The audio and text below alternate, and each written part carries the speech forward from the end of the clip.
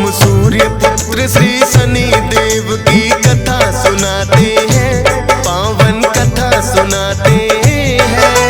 शनि देव कलयुग के न्यायाधीश कहते हैं, हम कथा सुनाते हैं। हम सूर्य पुत्र श्री शनि देव की कथा सुनाते हैं, पावन कथा सुनाते हैं। शनि देव कलयुग के न्यायाधीश कहते हैं, हम कथा सुनाते हैं। हे शनि देव महाराज, रखना भक्तों की लाज।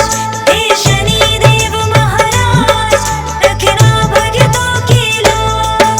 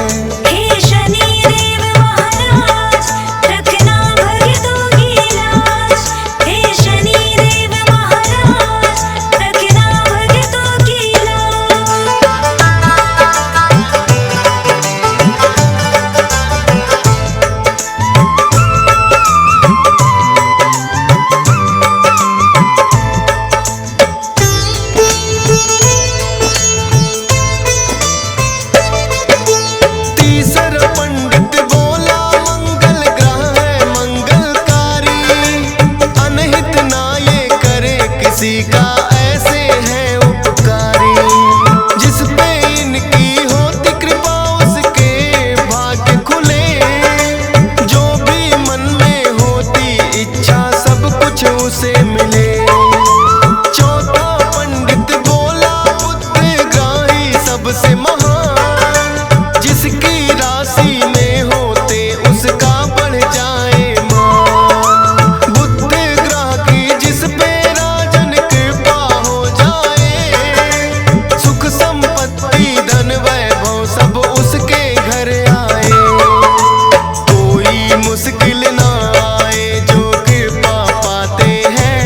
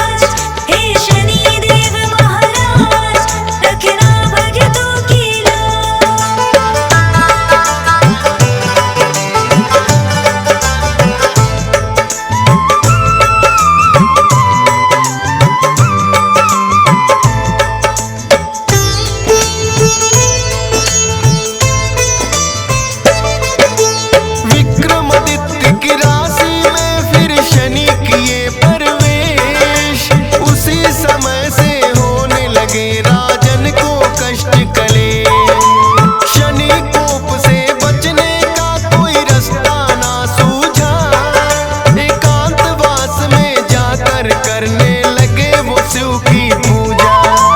कहने लगे भोले हे राजन शनि शरण में जाओ, माफी मांगो अपने पाप की, चरणों में शीश झुकाओ। राजपाट छिन गया राजन का, नगर में पड़ा अकाल। उजड़ गई उज्जैनी नगरी जो थी कभी खुशहाल। अपने कहे वचनों पे फिर राजन पछताते हैं, पावन कथा सुनाते हैं। शनि देव कलयुग के न्यायाधीश कहते हैं, हम कथा सुनाते हैं। हे शनि देव महाराज रखना भक्तों की लाज। हे शनि देव महाराज रखना भक्तों की लाज।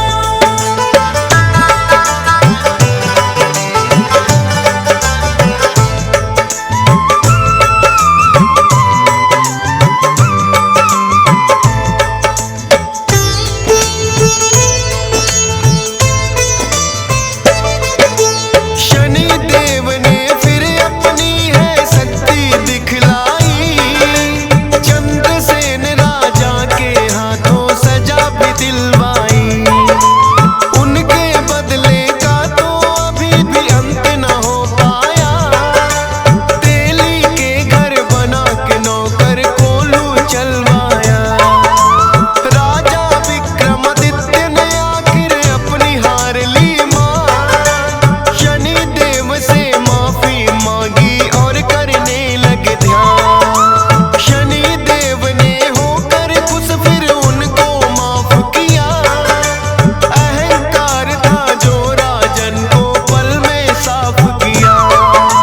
राजपाट वो राजन का फिर से लौटाते हैं, पावन कथा सुना